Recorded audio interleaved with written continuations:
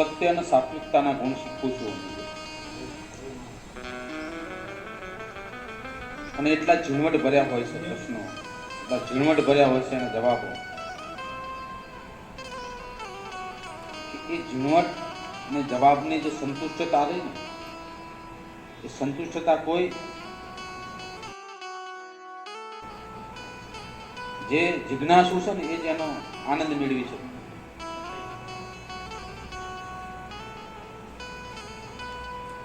જિજ્ઞાસુ જેનો આનંદ મેળવી શકે અને પચાવી શકે, સંતુષ્ટતા આપું છું.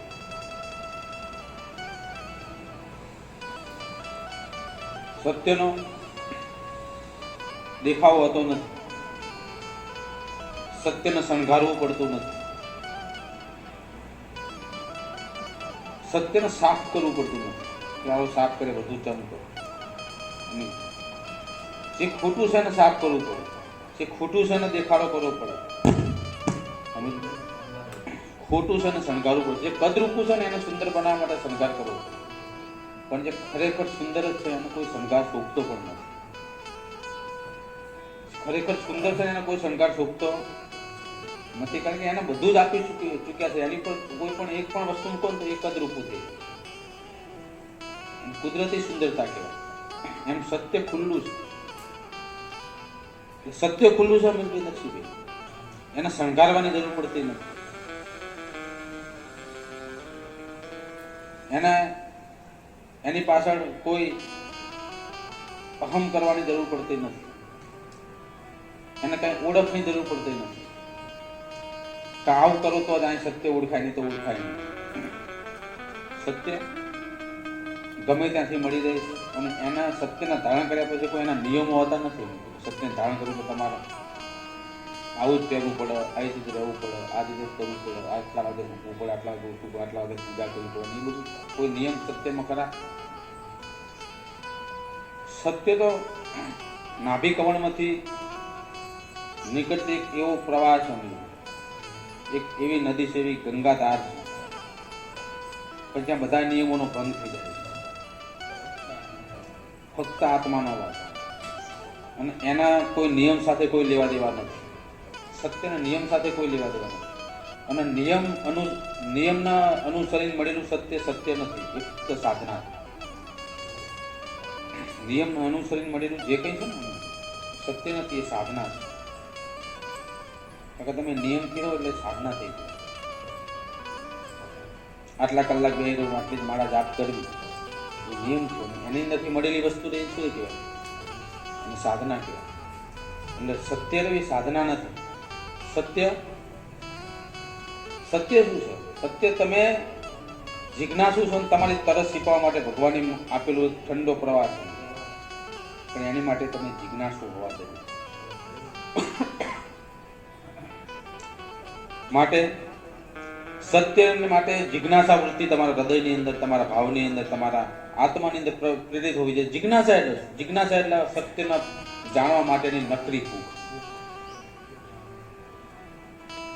સત્ય જાણવા માટે સતત ઈચ્છા,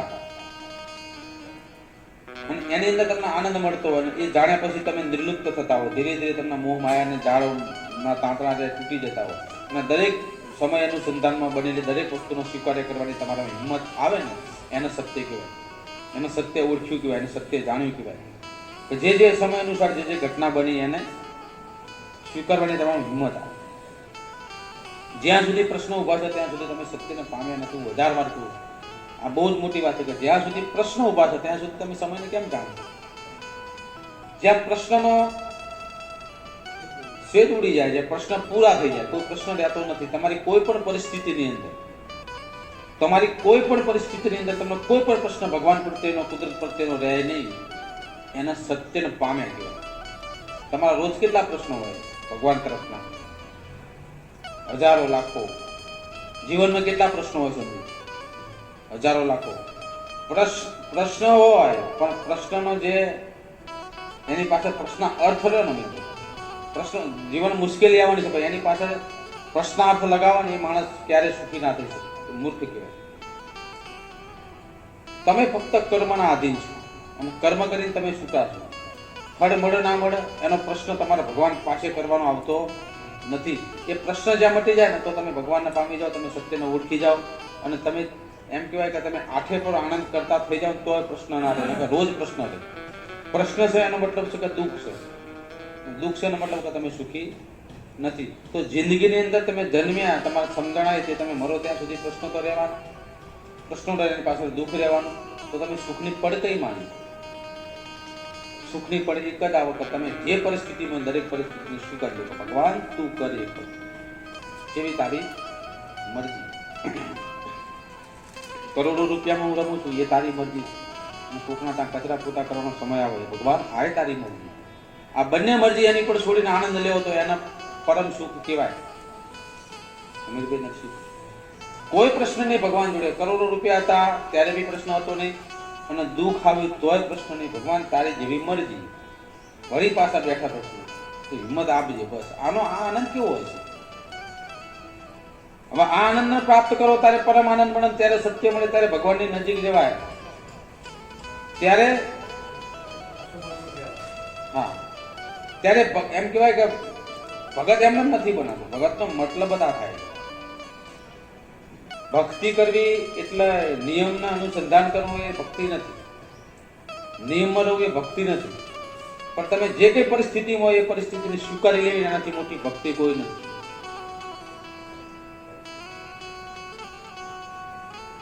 સમય આપવો એ ભક્તિ નથી.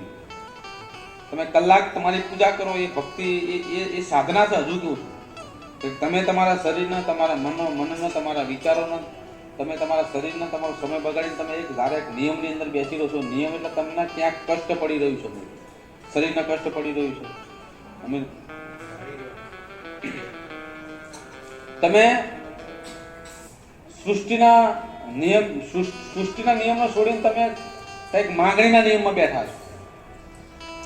સમર્પણના નહીં. સમર્પણ માટે કોઈ સાધનાની જરૂર નથી. સમર્પણ માટે તો હારતા ચાલતા, ખાતા પીતા, સંસારની અંદર રહેતા, ચાલુ કામની અંદર તમે જે પ્રવૃત્તિ કરો છો ને એ બધું એની પર ઢોળો છો ને એના સમર્પણ કીધું. સમર્પણ એટલે આમ કરીને બેસો ને સમર્પણ કીધું નથી. એ તો સાધના ભક્તિ. માગવાની પરાકાષ્ઠ, માગવાની ઈચ્છાથી તમે કંઈક મંત્ર તંત્ર બોલતા હો તો એને સાધના કહે. કંઈક માગવું નથી અને ભગવાનના ધ્યાનમાં રહેવું છે. ઘડીક મનને શાંતિ આપવી છે. હા, એને શું કહેવાય? એને ધ્યાન કહેવાય. એને ભક્તિ પણ હું નહીં કહું, એને ધ્યાન કહેવાય. એટલે હું એમ કહું છું તમે ધ્યાન કરો પણ સાધના ના કરો.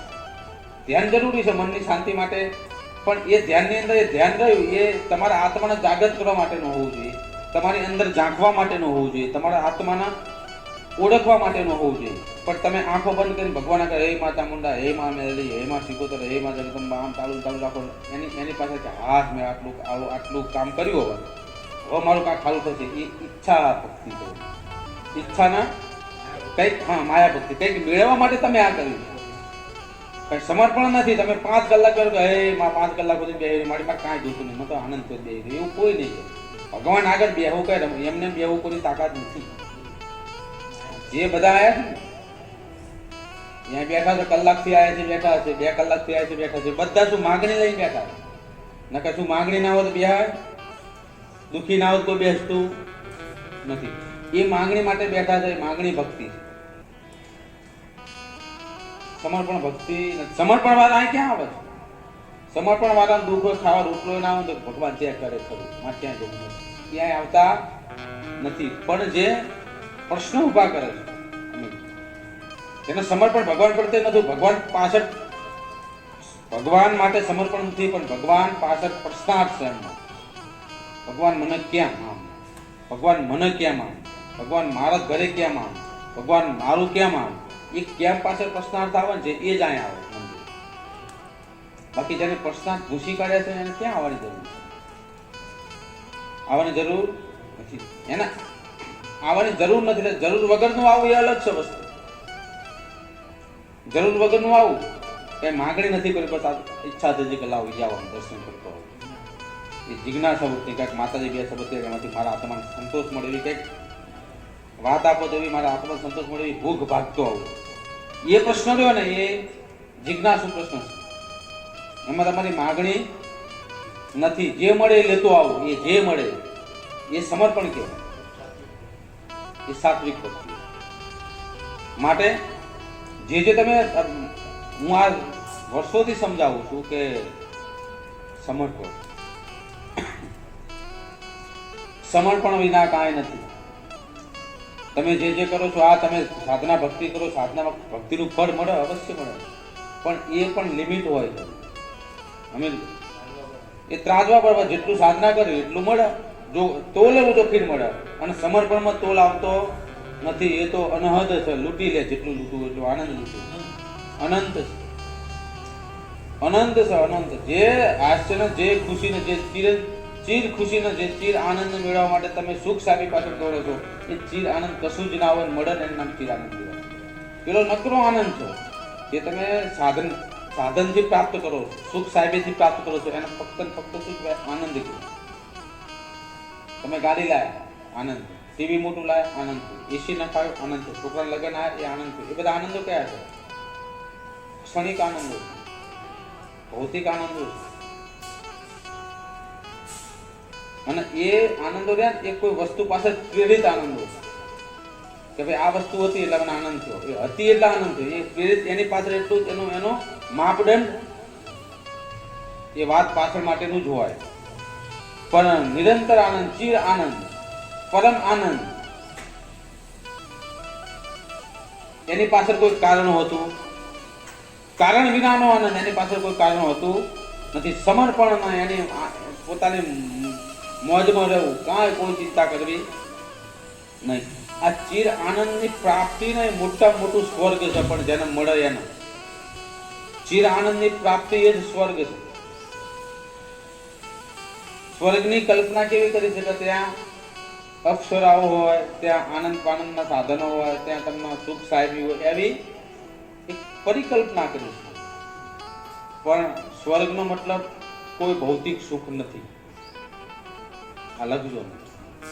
સ્વર્ગનો મતલબ કોઈ ભૌતિક સુખ નથી. સ્વર્ગનો મતલબ જ કે તે આત્મીય સુખ, જે આત્માને મળે છે સુખ, જે ચિર આનંદ છે, જે પરમ આનંદ છે, જ્યાં કાંઈ લેવા દેવા નથી, જ્યાં કોઈ પ્રશ્ન નથી, બસ મોજ છે નકરી, ભગવાનના પરમ, એના સ્વર્ગ કહેવામાં આવે. પણ લોકોએ અવળું બેહાડી દીધું. ભૌતિકતા તો અહીં સત ને પૃથ્વી ઉપર નથી. ભૌતિક સુખ મેળવવું હોય તો પૃથ્વી પર સ્વર્ગ, જે ભૌતિક સુખનો સ્વર્ગ માનતા હોય પૃથ્વી પર મળી જાય. પણ જે સ્વર્ગ કીધું છે એ અલૌકિક છે. એ સ્વર્ગની ક્યાંય એનો ઉલ્લેખ થયો નથી. અવળો ઉલ્લેખ થયો. જેને કર્યો છે એને, અથવા ઉલ્લેખ કરી શકાયો નહીં. આ સ્વર્ગ એટલે શું, એનો ઉલ્લેખ નહીં કરી. સ્વર્ગ એટલે કે અપ્સરા હોય, સુખ સાહેબી હોય, ખાવા પીવાના સાધનો હોય, તમારે બેઠું નહીં થવાનું, પાણી મગન દૂધ આવવાનું, એવું બધું આ થઈ શકે છે. એનાથી પણ શકાય. એ કોઈ ભૌતિક સુખ નથી, જ્યાં કાંઈ નથી, જ્યાં કશું નથી, છતાં પણ આનંદ છે, ચિર આનંદ છે. એને કયો આનંદ કીધો? એને સ્વર્ગ કીધું, એને ચિર આનંદ કીધો નથી. એ જ સ્વર્ગ. હવે એ સ્વર્ગની પ્રાપ્તિ તમે મરો પછી શું મળવાનું મને કહો? તમે ઊંઘી જાઓ પછી યાદ તો કાંઈ રહેતું નથી. તો ઊંઘવું અને મરવું બંને સરખું છે. ઊંઘવું અને મરવું, મૃત્યુ અને સુઈ જવું, આ બંને પરિસ્થિતિ સરખી છે. તમે સુઈ જાઓ પછી સવારમાં ઉઠો ત્યારે તમે ભાનમાં આવતા તમને સૃષ્ટિ દેખાય છે, ત્યાં સુધી ક્યાં વાત જઈ, ક્યાં શું થયું ખબર પડતી નથી. મરવાનું રોજ તમને કુદરત ભાન કરાવે કે જો આવું થઈ જશે, કાંઈ થવાનું નથી. મર્યા પછી કોઈ આનંદ મળવાનો નથી. અને તમે જાગો છો પછી તમને બધું સમજણ આવે. એટલે મર્યા પછી કોઈ સ્વર્ગની કલ્પના કરતો કે મર્યા પછી સ્વર્ગ મળશે, મર્યા પછી આમ થાય, મર્યા પછી કાંઈ થતું જ નથી. એક ચીર નિંદ્રા જ છે. જેમ તમે રાતે ઊંઘી જાઓ છો 8 કલાક પછી ઉઠો છો, પેલા ઉઠાતું નથી, બાકી કાંઈ વાતમાં નથી. જે કંઈ પ્રાપ્તિ કરવી છે તમે ચેતનાની અંદર કરો. જે કંઈ સ્વર્ગની અનુભૂતિ કરવી હોય, આનંદની અનુભૂતિ કરવી, એ ચેતના અવસ્થાની અંદર કરો. મતલબ કે જાગૃત અવસ્થાની અંદર કરો. આ શરીર છે, આત્મા છે, જે તમે આ ખોજ્યું છે, જે તમારામાં હજુ ચેતના ચાલુ છે, એ ચેતનાની અંદર તમે અનુભવ કરી શકો. સ્વર્ગ એટલે શું, આનંદ એટલે શું, ભગવાન એટલે શું, સત્ય એટલે શું, આ તમારી ચેતનાના કારણે તમે તેનો ભેદ ઓળખી શકો છો. ચેતના મરી પરવારી પછી કાંઈ નથી. એ તો બધી ખોટી વાતો કીધી છે અમે, સમજાવવાની વાતો. સારા કર્મ કરો તો કે સારું આગળ મળે, બીજા જન્મમાં મળે, ત્રીજા જન્મમાં મળે, ચોથા જન્મ. કોને જન્મ થયા? કોઈ જન્મમાં જઈને પાછો આવ્યો કોઈ છે નહીં. અને હશે તો ફક્ત લેખમાં હશે, તો કે ચોપડી બનાવી દીધી છે એમાં દંત કથાઓમાં છે કે આટલા જન્મ પછી આ બન્યો હતો ને આ ફલાણાનો અવતાર હતો. કોને જોયું? કોઈ સર્ટિફિકેટ ભગવાનનું ખરું? નસીબભાઈ, અમીરભાઈ, તમારી જોડે કે તમારો બીજો અવતાર છે, ત્રીજો અવતાર છે, કે ભાઈ આ પછી આ જન્મ લેવાનો, આપણા ફલાણો જે જન્મ જઈને આવ્યો નામ, કોઈ એનો કોઈ પાકો પુરાવો નથી. એક મન ગળત કહાની છે જે તમને આનંદિત રાખવા માટે ઉપજાય કાઢેલી વાતો છે. હા, એક વાત હું આપું છું કે તમે પંચતત્વમાં વિલીન થઈ જાઓ. તમારો અંશ ક્યાંક ને ક્યાંક જીવતો રહે. તમે તમારું ખોડી માટી થઈ જાય, માટીની અંદરથી તમારા અલગ પડે, એમાંથી અમુક છોડવાઓ તમારો રસ ખેંચીને એના પાંદાની અંદર તમારો રસ લે અમીરભાઈ, એ જાઓ. પણ એ બધી વસ્તુ રહે ને, ચેતનાની અંદર ચેતના ભળી જાય. તમે જ છો એવું કોઈ નક્કી ના થઈ શકે. જેમ દરિયામાંથી એક બુંદ લો એટલે દરિયાનો બુંદ બે અલગ પડી જાય. આને બુંદ કહેવાય અને પેલું દરિયો કહેવાય. પણ એ બુંદ દરિયામાં નાખી દો તે બુંદને ગોતવી મુશ્કેલ છે. દરિયો એવું ના કહી શકે કે હું બુંદ છું. હા, દરિયો એવું ના કહી શકે હું બુંદ છું. ને બુંદને પોતાનું અસ્તિત્વની ભાન હોતી નથી, ભળી ગયું હોય. એમ એ જ પરિસ્થિતિ. જેમ તમે એક દરિયો છો અને તમે એક બુંદ છો, આ બુંદ હાથમાંથી ચપકીને દરિયામાં પડી ગયું પછી તમે એ દરિયાની અંદર પાણીની જેમ વિલુપ્ત થઈ જાવ છો. તમારું અસ્તિત્વ મટી જતું નથી, પણ તમે વિચારતામાં આવી જાઓ. તમને એની ચેતનાનો ભાન રહેતું નથી. બુંદનું ભાન ત્યારે તમે દરિયા પડી જાવ પછી બુંદનું ભાન ના રહે કે હું બુંદ હતું. તમે પોતે દરિયો બની જાઓ. સમજણ પડે છે? વિલીન થઈ જાઓ. એમ આ જીવનું અને કાયાની વાત આ બીજું થયું, ત્રીજું થયું, મારો બીજો અવતાર થયો, ત્રીજો, કાંઈ કોઈ અવતાર થતા નથી. સૃષ્ટિ રહી ને નિયમના અનુસંધાનમાં ચાલે. અવતાર થાય પણ એનું જ બુંદ નહીં, એ બુંદનો અંશ હશે અમીર મિશ્રિત આવે. એ બુંદ દરિયામાં પડ્યું, દરિયામાંથી બીજું બુંદ લીધું, પણ એનું આવ્યું ખરું? 100% આવ્યું જ નહીં. પણ એમાં એ બુંદ એ દરિયામાંથી લીધું, એમાં તમારો ક્યાંક અંશ હશે. તમે સંપૂર્ણ નાશ થતો નથી. તમે ક્યાંક ને ક્યાંક આવો છો, પણ ચેતના મરી પડે. ચેતના નવી હોય છે. ચેતના નવી હોય છે, બીજા સ્વરૂપમાં હોય છે. પેલી ચેતના મરી પડવાથી બીજી ચેતના આવી, પણ ચેતના સ્વરૂપમાં ખરા. પણ કોઈ એવું ના કહી શકે હું પેલા જન્મમાં આ જ હતો, મને બધું ખબર છે. તો 100% બુંદ પાછું આવ્યું હોય તો થાય કહેવાય, પણ એવું બનવાનું શક્ય જ નથી. એટલે શાસ્ત્રોની અંદર કીધેલી દરેક વાતો રહે ને એને માર્મિક રીતે વિચારવાની જરૂર છે. ઊંડામાં શાસ્ત્રો ખોટા નથી, પણ એને સમજવાની રીત તમે ખોટી બનાવી દીધી. એની પછીના જે પુસ્તકો લખાયા, જે અવરું સમજ્યા પછી એ મોટા જ્ઞાની બનીને એમને લખ્યું અવરું સમજી, એમને આ સૃષ્ટિની પથ્થર એમને ઠૂકી કાઢી. અમે સત્ય દબાઈ દીધું અને લોકોએ માની લીધું. હા, ભ્રમિત કરી દીધા. એટલે સત્યને જાણવું હોય તો આત્માને ઝંઝોડવો પડે. આ બધા પ્રશ્નોના બધા જવાબ હું કરું છું, આ જે વાત કરું છું ને એ વાત રહે ને એ તમે હજારો વાર તમે આત્માને ઝંઝોડો ને તારે એના પ્રશ્નોના જવાબ મળે. હા, આનું સહજતાથી તમને કહી દઉં. આને તો અનુભવ કરો તો જ આનો અનુભવ થાય, નહીં તો તમને અનુભવ ના થાય. તમે કે આ માતાજી શું ક્યારના કલાકના કહે છે, આમાં કઈ સમજણ પડતી નથી. એ સમજણ પડી જાય ને એ બધું છૂટી જાય. એ સમજણ પડી જાય ત્યારે બધું છૂટી જાય, કાંઈ રહેતું નથી.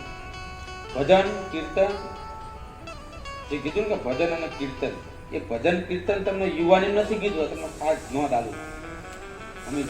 ભજન કીર્તન તો એક એવી પ્રથા બનાય છે કે ઘડીપણની અંદર તમારો સમય ના જતો હોય, ઘરે તમારી કોઈ જરૂર ના હોય, તમારો બધો બિઝનેસ હોય, તમારું દરેક કામ, તમારું સામાજિક, તમારા દીકરાને ઉઠાવી લીધું હોય, તમે કોઈ કામના ના રહ્યા હોય, એટલે એ પ્રશ્ન ક્યાં ઉભો થાય મિત્રો કે ભજન કીર્તન કરો તો સમય જાય, ભગવાનનું ધ્યાન થાય, આનંદ મળે. એ આનંદના અનુસંધાનમાં ભજન કીધું છે. ભગવાનમાં ધ્યાન થાય, તમે આનંદમાં રહી શકો, કાયાના આનંદમાં રાખી શકો. સુખ આ દુઃખ બધા કાંઈક દુખતું હોય, ના દેખાતું નથી, માથું વિચારો બધું ઓછા થઈ જાય, એની માટે ભજન કીધું. બાકી યુવાની ભજન કીધું હોય ને તો ભીખ માગવાની છે. હા, યુવાની તમે હરિતંબુરો લઈને બેસી જાઓ, છોકરા જીવાડવાના નથી, મા બાપની સેવાઓ કરવાની નથી, સામાજિક જે તમને બોજો આપ્યો છો, સમાજે ભગવાને જે તમને કર્તવ્ય આપે છે, કર્તવ્ય પૂરા કરવાના નથી. મારો કોઈ વિરોધ નથી કે કોઈ નાનપણ ઉંમરમાં દીક્ષા લઈને કોઈ નાનપણની અંદર સાધુ સંત બની જાય, પણ એની પાસે તથ્ય હોવું જોઈએ. સાધુ સંત બની શું કરવાનું? કઈ સેવા કરવાની? અમે સાધુ સંત બની સેવાની પ્રેરણા હોય છે કે હું આટલા વર્ષ આવી છું તો કંઈક મેળવી નહીં, સમાજને કંઈક આપીશ, તો એ સંતપણું એ તમે સમય બગાડ્યો બરાબર છે, એ સાર્થક કહેવાય. રખડી ખાવું અને સમાજમાં વાહવાય લૂંટવી એને શું કહેવાય? રખડી જ ખાવું એમ. મારે સાધુ સંત પ્રત્યેનો કોઈ વિરોધ નથી, પણ સાધુ સંત અસલ કોણ એને કેવું કે જે સાધુ સંત કોને કહેતા કે જે જંગલની અંદર એ વખત જંગલમાં જવાનું એક મુખ્ય કારણ હતું. તમારે કહ્યું ઉતાવળ નથી કોઈ. એ વખતની અંદર આયુર્વેદનું બહુ મહત્વ હતું, જમાનો હતો. અત્યારે દવાખાનામાં ગોળીઓ બની જાય, ત્યાં ફેક્ટરી બને જાય, આવી જાય, ફલાની ગોળીઓ મટી જવું નતું. એ વખતની અંદર અમીરભાઈ જડીબુટ્ટીઓનો ગોતીને એનું એક્સપેરિમેન્ટ કરતા વૈદ પણ. એટલે એની માટે જંગલોમાં જવું પડતું હતું, વર્ષો સુધી તપસ્યા. એને વૈજ્ઞાનિકો કહીએ આપણે. પહેલાના સાધુ સંતો દાઢી વધી જતી, બાવા જેવા બની જતા, જંગલમાં રહેતા હતા. એ એમને ખાલી શોખ માટે નતા રહેતા, પણ એ વૈજ્ઞાનિકો હતા. કયા વૈજ્ઞાનિકો? કે એ એમાંથી જડીબુટ્ટીઓ ગોતીને રોગનું નિદાન, શરીરને સારું, શરીરની દરેક વસ્તુનું એને એ સંશોધન કરતા હતા અને એમને વેદ લખતા હતા. વૈદ એની અંદરના ઉપચારો એને સંશોધન કરવા માટે જંગલમાં જતા હતા, એટલે દાઢા વધી જતા હતા. એમને એક જ પ્રકાર. આજના વૈજ્ઞાનિકો છે એ વખતના બધા વૈજ્ઞાનિકો હતા. અને એ એમને તમે સંત કહી દીધા, ગુરુ કહી દીધા. બરાબર, ગુરુ કહેવાય, મોટો માણસ કહેવાય, મોટો કહેવાય. એમ સેવા કાર્ય કર્યું એ માટે જંગલમાં જતા હતા. બેહી રહેવા માટે લોકોને પગમાં પડી જાય, લોકો આવીને પછી 5-6 હજાર રૂપિયા પગમાં મૂકી જાય, બચ્ચા તેરા અચ્છા ગાડી માટે નતા અમે. અને અત્યારે શું ધાબળી નાખી દીધી, એક ઢોલી લઈ લીધી, દાઢું બનાવી દીધું, તિલક માટે જાય, ધાબલા માટે કે હે ગુરુદેવ કે પગે પડી જાવ તમે. કઈ એ પ્રાપ્ત કરી અને કઈ સિદ્ધિ પ્રાપ્ત કરી? તમે આ કરો છો મને કહેવાનું. સિદ્ધિ હોવી જોઈએ, સિદ્ધિ પણ સિદ્ધિ તમને એકલાને કામ આવે, સિદ્ધિ પણ સિદ્ધિ નથી કહેવાય. જંગલમાં જઈને તમે તમારું એકલાનું કરીને આવે ને સિદ્ધિ કહેવાતી નથી. સિદ્ધિ એટલે સર્વને કામ આવે ને સિદ્ધિ કહેવાય. આખા સમાજને કામ આવે ને સિદ્ધિ કહેવાય, આખી સૃષ્ટિને કામ આવે ને સિદ્ધિ કહેવાય, તો એની સિદ્ધિ પ્રાપ્ત થઈ કહેવાય. અત્યારે નાસાની અંદર, ઈસરોની અંદર જે વૈજ્ઞાનિક સંસ્થાઓ છે એની અંદર જે વૈજ્ઞાનિકો કામ કરી રહ્યા એ સંત જ છે. એમને ખાવા પીવાનું ભાન હતું નથી, ઘરે જવાનું ભાન હતું નથી, એ ગાંડા જેવા ફરતા હોય. એ વખતના એ સંત હતા અને આ વખતના આ સંત હતા. આપણે અવરું પકડ્યું છે. અત્યારે જે ઘરે કંટાઈને રખડી ખાવા માટે, માગી ખાવા માટે, રખડવા માટે નીકળી પડે એને સંત સમજો છો. પેલા અસલ છે અને કોઈ નામે ખબર નહીં. મને લ્યો, મને કહો કોઈ નામ ખબર છે તમારા મહાન વૈજ્ઞાનિકોનું? જેને સંશોધન કર્યા, પંખા હેઠળ બેઠા, આ એસી હેઠળ બેઠા, હા, જેને બધું સંશોધન કર્યું. આ ઘડીકમાં તમને ત્યાં પહોંચાડે, વિમાન બનાવીને ત્યાં ઘડીકમાં કલાકમાં દિલ્હી પહોંચાડે. એવડે આપણા નામ મન કેવો છો આવડે કે ના? અને આપણે આમ કીધું હોય કે ફલાણા જુનાગઢ ફલાણા જગ્યાએ મઢી કોની? ફલાણા બાપુની. અમીરભાઈ ફલાણા બાપુ અહીંયા આશ્રમ છે, ફલાણા બાપુ જબરું કરે, ફલાણા બાપુ છે. આ પેલા બાપુનું નામ ગોત્યા બધા કોઈને ખબર હશે નહીં. હવે એ જે બાપુ ને જે મઢી મળે બેઠા, એ બાપુની સત્ર થાય એટલે બેઠા છે, પંખો પડતો છે, એસી પડતો છે. એ પેલા અમને મહેરબાની અસલ ની ને બેઠા છે. વિચાર કરો તમે. જગતની અંદર એક ભજન કીધું છે કે જગતમાં પાખંડ વાળા પૂજાણા હાતા જતી સતી સંતાણા. જગતમાં પાખંડ વાળા પૂજા. હાતા જતી સતીના નામ તમને કોણ ખબર નથી. આ મેં તમને બતાયા. એ હાતા જતી સતી પણ તમને ખબર નથી. પાખંડીઓ પૂજાય છે. હાતા જતી સતી તમને નામ ખબર ના હોય અને એ સમાજ માટે કરીને વહી જાય તમને ખબર હોય નહીં. એનો અહેસાસ પણ તમને નહીં હોય. આ બોલું છું, આમાંથી અવાજ જાય છે, તમે બધા સાંભળો છો. આનું સંશોધન, આનું બોધ કરનારો જતી સતી હોય એનું નામ તમને ખબર નથી હંતાણા છે, જતી સતી હંતાણા પાખંડ વાળા ફૂલવાળા. આ કળિયુગ છે. એટલે આ જે સંત અસલ સંત છે ને સ્વરૂપ એને ઓળખી નહીં શકો. જેમ સમય બદલાશે એ રીતે એનું કામ બદલાશે.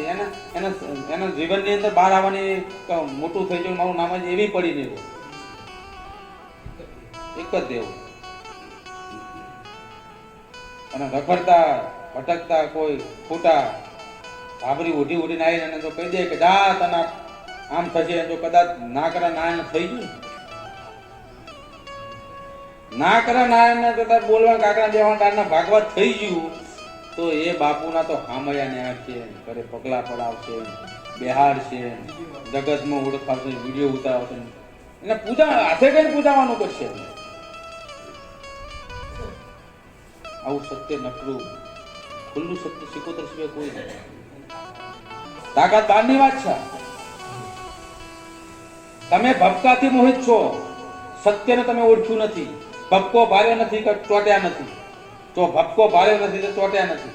આ મારી કરજે, ફલાણું મારી કરજે, ભુવાજીયા કરજે, મારે ફલાણું, કોઈને કાંઈ થવાનું નથી. અસલ જતી સત્ય સંસારમાં છે એને ઓળખી જાઓ, એને પામો, સત્યને પામો. ચિર આનંદની અંદરની પ્રાપ્તિ કરવા માટે તમે તમારું અંદરનું આત્મા જગાડો. સત્યનું ભાન થાય તો તમને ખબર પડે કે જગતની અંદર શું છે, ભગવાન કોને કહેવાય અને ક્યાં શું કરવાનું, ક્યાં ક્યાંની પૂજા કરવાની છે ખબર પડે. જે નથી કરો એની પાછળ દોડ દોડ કરો. 50-50નું ટોળું તમે ગડાઓ લઈને ફરતા જતા હોય. 50-50નું ટોળું જતા માતાજી અમારું કામ તો બાધા રાખી. એટલે માતાજીને હરખ થાય એમને ધોળી ના આવે, હેડી ના આવે. કે આ 50 જણા મારતા હેડી ના ફેલાવવાનું કામ કરું, બાધા રાખી. હું જ કરું જ નહીં. હું કરું ત્યાં હેડી ના આવે ને એટલું 50 જણા લઈને પગ ખોલાવતો. પછી બીજા હો આવો કોઈ અંધશ્રદ્ધા બધા કામ એ રીતે કરવાના નથી હોતા. કામ તો તમારા સમય અનુસંધાનમાં તમારા કર્મના આધીન થાય છે. આ તો શું જજ કોઈને કોઈને મળતો રહે છે, બાકી કામ કોઈ કરતું નથી. આ તમને કહી દઉં, જજ કોઈના માથે લખેલો હતો, બાકી કામ તો રહ્યું ને સમયના આધીન જ થાય છે. નસીબ સમયના આધીન થાય છે કામ. અમે એનો સમય પાક્યો હોય અને કામ થવાનું હોય અને ત્યાં પેલો કોકને ક્યાંક ને ક્યાંક ભૂવા જોડે મથતો હોય, જેને જોડે મથવા મેળાવી ગયો હોય એનો પીળો પાર કરશે.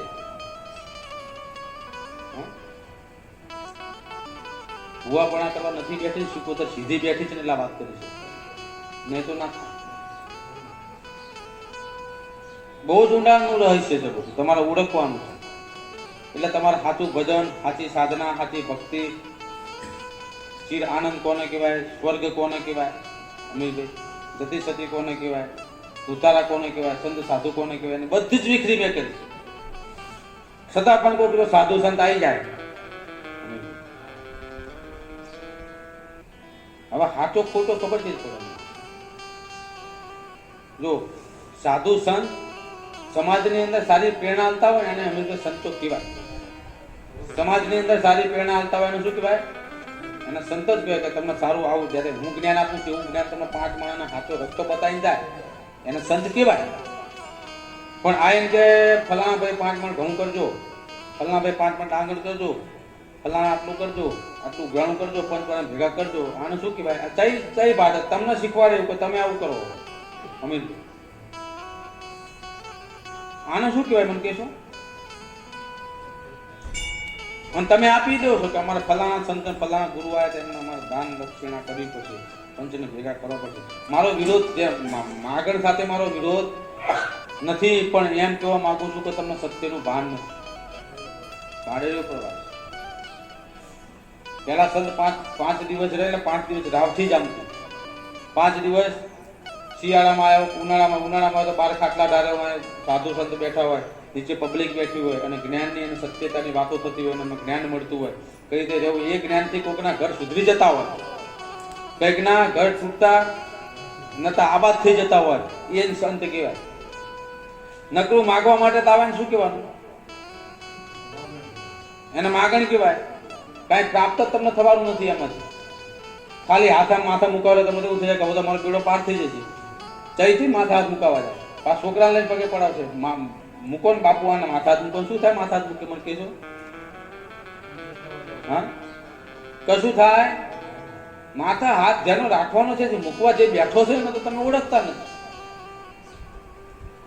માથા જ બધાનો સમયનો હાથ બધાને માથા છે. સમયનો હાથ બધાની ઉપર છે, પણ એને સ્વીકારવો નથી. જે નથી મુકાવા એને મુકાવડા.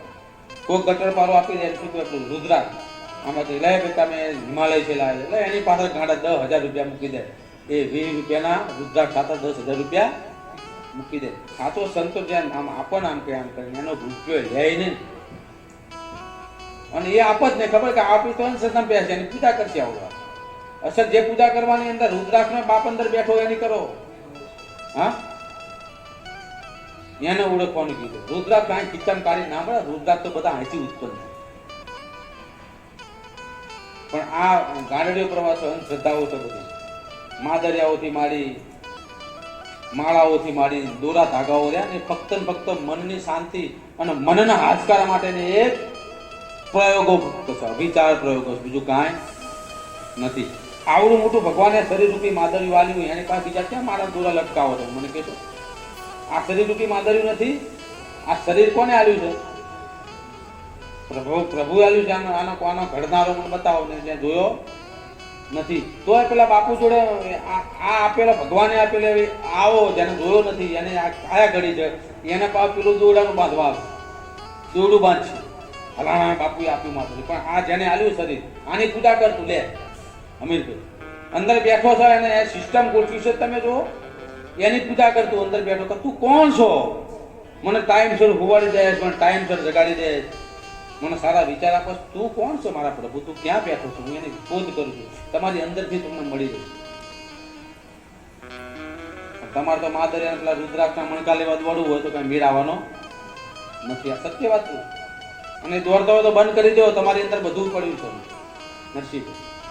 અને એમ જ પ્રાપ્તિ થશે. એટલે તમે આનંદ કરો અને ભગવાન ઉપર વિશ્વાસ રાખો અને જે તમે કર્તવ્ય આપ્યું છે એ કરો. સમય ઉપર વિશ્વાસ રાખો અને સમયને તમે સન્માનતા આપો. કોઈ પ્રશ્ન તમારા જીવનની અંદર રાખશો નહીં. કારણ કે કાયા છે ને એટલે પ્રશ્ન રહેવાના. કાયા મટી જાય કોઈ પ્રશ્ન રહે છે, મરી જાય પછી કોઈ પ્રશ્ન બતાવો.